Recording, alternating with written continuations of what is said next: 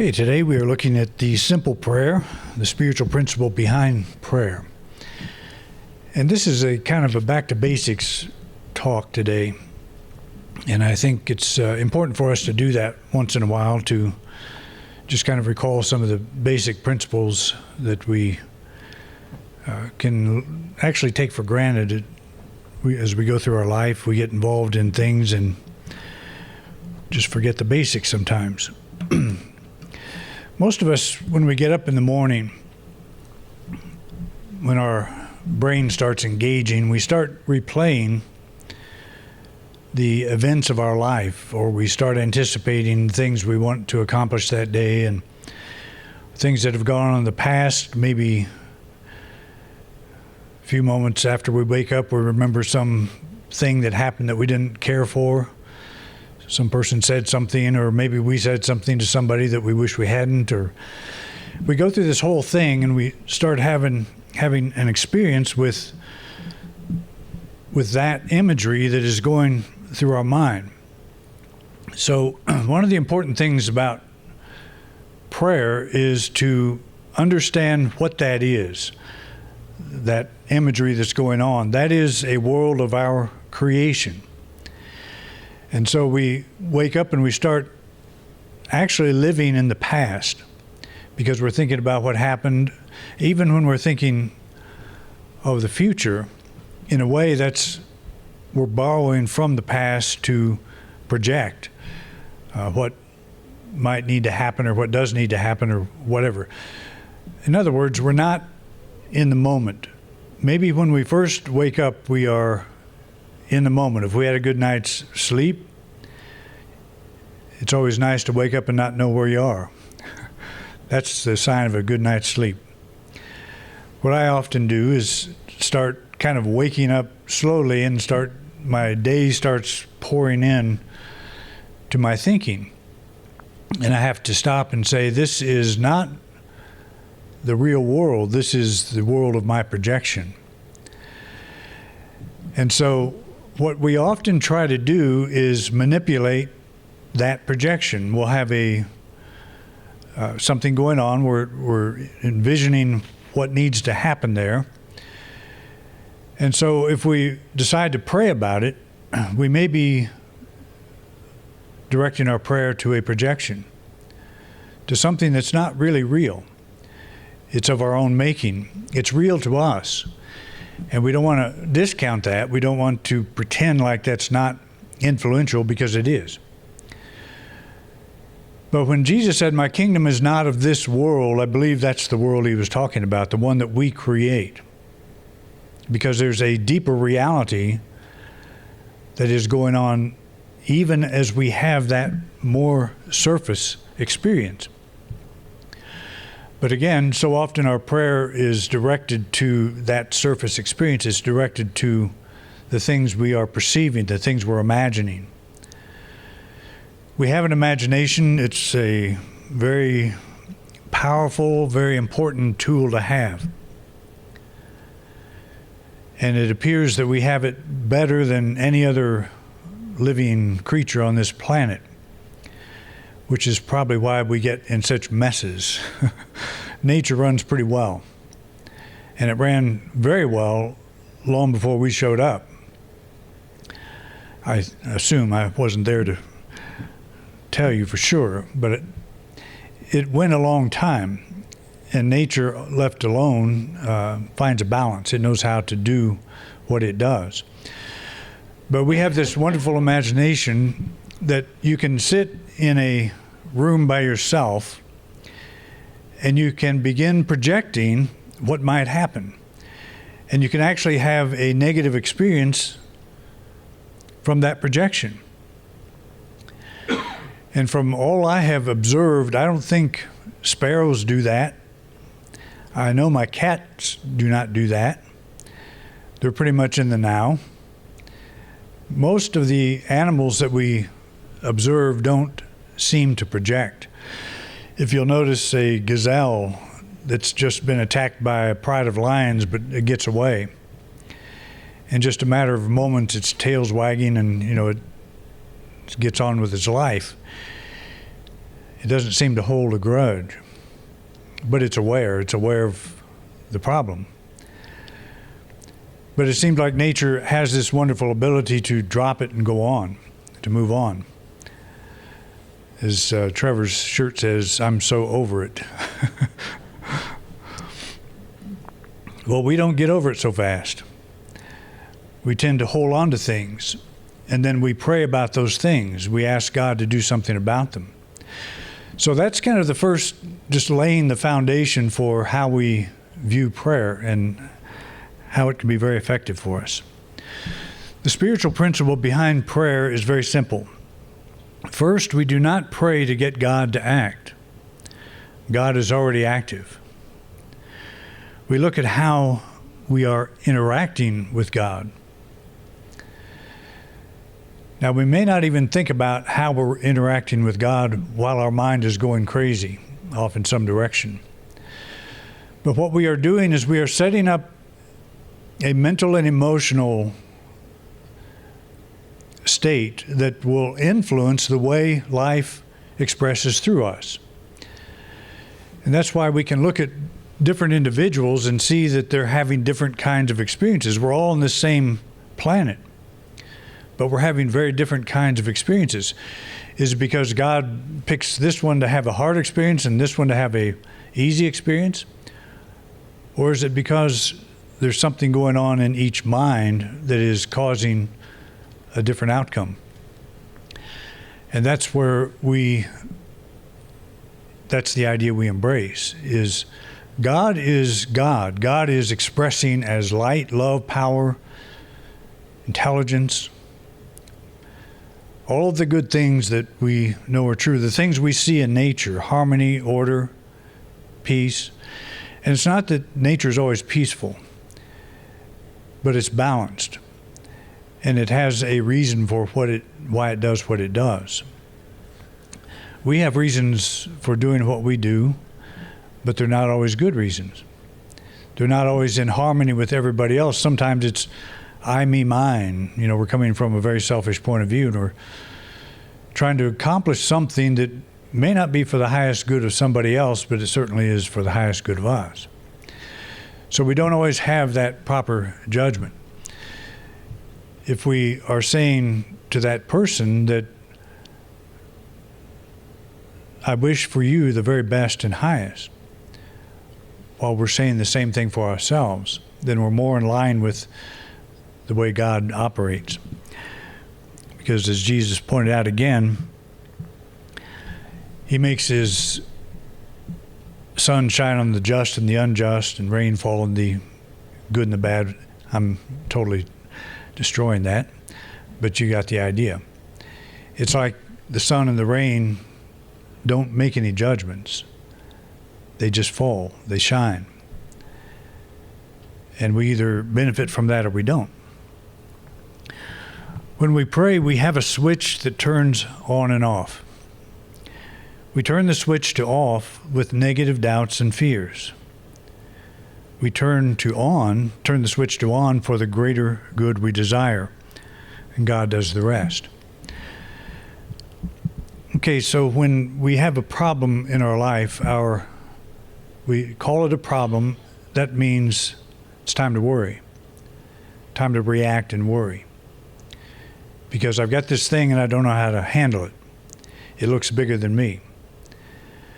And so I react to it in fear and worry. So prayer is, we begin by turning the switch to off concerning fear and worry. It's totally understandable that we become afraid and that we worry about not knowing what to do in a situation that is challenging us. But we always come back to this idea, I may not know what to do, but something in me does. There's a power in me that's greater than my conscious thinking at this moment, my ego that is afraid. And so I turn that switch on. I don't know what to do, but something in me does. So I'm saying, as Jesus said again, either say yes or no. everything else is evil. And I don't know that I would go that far. Well, I guess I would. Because if you say no to the thought that something in me knows how to work this out, then I'm kind of dooming myself to worry and fear. So prayer is being conscious of how I'm using my faculties. Again, if we say God is absolute good working through me and somehow I'm interfering with that, the object is to stop the interference and learn to cooperate with. As I've said 1,000 times, the Aramaic word for prayer is slotha. One of the meanings of that is to make an adjustment. We adjust our thinking by turning off the negative reaction and turning on the positive.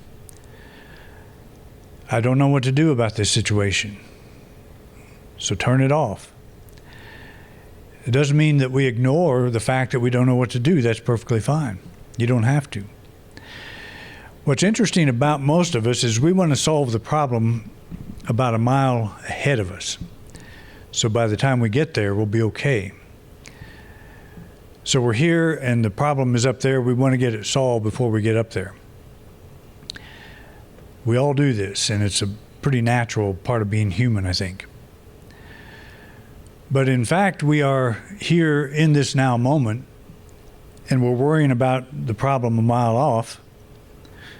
We're ruining the peace we could be having in this now moment.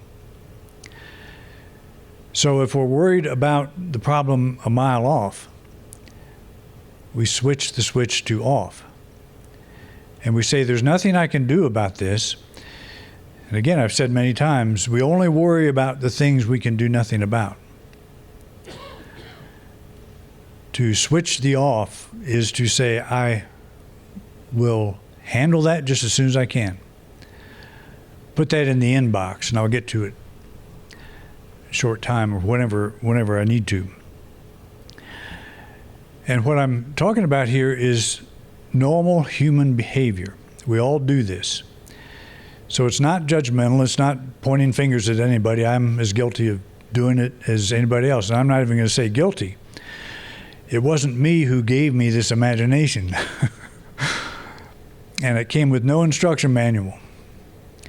So I'm having to learn on the fly how to use it.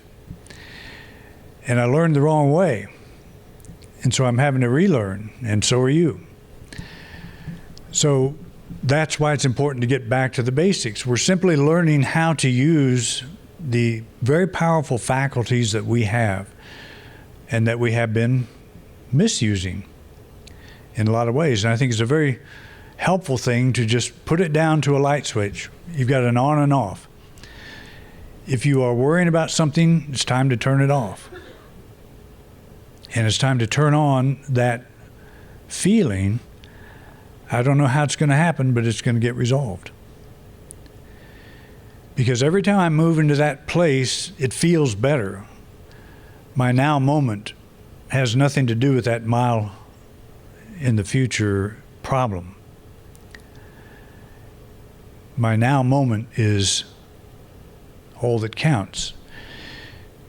Another illustration I've given that I'll bore you with again. You're in a place, we call it here. You look to another place, you call it there. You move from here to there, where are you now? Come on, you guys know this. You're still here, aren't you? And the place you were is there. So the only place you can ever be is here. And that's a pretty tough thing to grasp, as simple as it is, as simple as it sounds. It's tough to practice that because my problem feels like it's here also. And the reason it feels that way is because I'm thinking about it and I'm worried about it. So here now, what can I do about this problem? And if the answer is nothing, then I'm worrying about something I can do nothing about. So what am I going to do with my here and now moment? Do I want that to improve? If you want a good life, the only thing you have to do is have a successful now moment. And again, that's a difficult thing to grasp because we have so misused our power of imagination. But if you want the best life you can possibly imagine, all you have to do is succeed in this now moment. Succeed to be free, to be happy. And not many people can do that because we're always projecting. We look at our bank account and say, do I have enough to live through my future? Do I have enough medical insurance that I don't have to worry about getting ill? Do I have a new enough car where it's not going to break down on the way home? It may still. But we're always projecting. We're always somewhere else, someplace else. So it's a trick and a talent to be able to pull yourself back into this now moment and to just say, what kind of a quality life am I experiencing here? What kind of a life do I want to experience here? And we can start using our light switch. Turn on the good stuff and turn off the bad. This may sound oversimplistic, but consider the alternatives. Either God is so busy that he didn't notice you were having a problem, or you're just getting another lesson on something you didn't learn the first time. I'm sure we've all been down both these roads, so we don't need to go down either one again. There's other ways to look at it too. But have you ever found yourself praying a little bit louder because you didn't think God was listening? Fred does that all the time, I'm sure. Actually, I've done it myself. It's like, this problem is too complicated for God. It's just interesting what we do with our minds, and we don't even have to think that way. We don't even have to bring God into it. But then there's also that other aspect. Is there something I have to learn from this? Am I going through this challenge because there's something my soul needs to learn? To me, that's just as destructive. And I know that, there's a good rationale for that. If I was so advanced, I wouldn't have this problem in the first place. But as I have pointed out, we're on this earth, we have a body. We don't always know how to figure things out. But it doesn't mean that we've done something wrong. It doesn't mean that there's lessons that we need to learn. So many of the things that I go through that I find, I'm thinking, what is the lesson here? Will I get through it? Well, that was a good lesson, but I never have to do it again. So what good is an education if you can't use it? I'm being a little facetious, but I think you know what I mean. Prayer is an attitude adjustment. If we're saying yes to worry and to a whole train of negative imagery, we start saying no to these things instead. We say yes to that feeling that things are working for the best and highest. How do we say yes to an answer we cannot yet see? That's the big $1,000,000 question. And the answer is faith. We have faith that there is an answer, that some greater good is unfolding through this. We ask how we would feel if our problem was solved. Then we do our best to embrace that feeling. We feel happy, free, creative, fearless. This is what we want, so this is the switch we turn on. The moment the negativity creeps back in, we say no. By saying no, we are committed to releasing the negative energy and all its implications. We begin in this very moment to have a better experience. So faith is a very important thing. It's the substance of things hoped for, the evidence of things unseen. If you can see the answer, you don't need faith. And we worry because we can't see the answer. So that means it's time for faith. And if we begin to do as Jesus instructed, to think in this way, whatsoever you ask for in prayer, believe you've received it. If you had received it, how would you feel? You would feel free. You would feel like this is something that you don't have to deal with anymore. You would start getting interested in other aspects of your life instead of totally putting the laser beam of your attention on this problem. I found myself do that a lot of times, go through things like the sale of a building. Forget how much I enjoy taking pictures of birds or doing other things. It's a pretty interesting thing, but life gets really narrow when we're focused on just one thing. And even if we pray day and night to have it resolved. You know, faith is that ability to say, how would I feel if this was resolved? And have faith in that. It may not turn out exactly like we're envisioning, but who cares? What difference does it make how it looks just so it gets resolved? And it will get resolved. Have any of you ever had a problem that has not been resolved? You may have a problem now that's not resolved, but all the thousands of problems you've had in your life, think of them. I can hardly even remember them. The reason is because they've all been resolved. And some were resolved after I was dragged through the coals, not knowing how to resolve it, but it got resolved.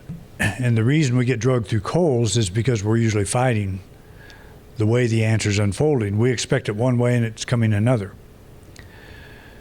Sometimes things do have to fall apart before they can fall together. And that's a hard thing to see, but that's the faith thing. How would I feel? I would feel free, I would feel happy. And I stop there. I don't say, if this thing was worked out like I'm imagining. That's conditional. That's not faith. It's got to work out this way or I won't be happy and free. We say this or something better. I think that's a very valuable way to look at it. Prayer does not free us from worry. Worry can be considered a prayer with our focus in the wrong direction. We're visualizing something we don't want. We're pouring our faith into it, so let's turn it around. All of the same principles you use in prayer, you also employ for worry. One of them, you have your eyes open, the other, your eyes are closed. But when you are worried about something, you're envisioning, using your imagination to picture something. How would I feel if this thing came and totally destroyed me, destroyed some aspect of my life, or totally went bad? We're using our imagination to picture something that has not happened. But we're saying, how would I feel if that happened? I would be terrified. So I'm using the same exact principles in a negative way. Worry is a form of prayer. It's an exercise of faith. I have faith that things are going to fall apart, things are going to blow up. So that's why we need to be conscious, and that's why we need to just keep coming back over and over to the basics, to remind ourselves of these simple ideas. Let's focus on what we do want and pour our faith into that. Turn your prayer from an unconscious negative response to a conscious, positive, and proactive response to the level of experience we really want. And I think that's the key word, is unconscious. We have done the negative response for so long that we think it's natural. If you have a problem and you go tell your friends and family about the problem, they're going to say, well, no wonder you're worried. They will join you in that view of that experience.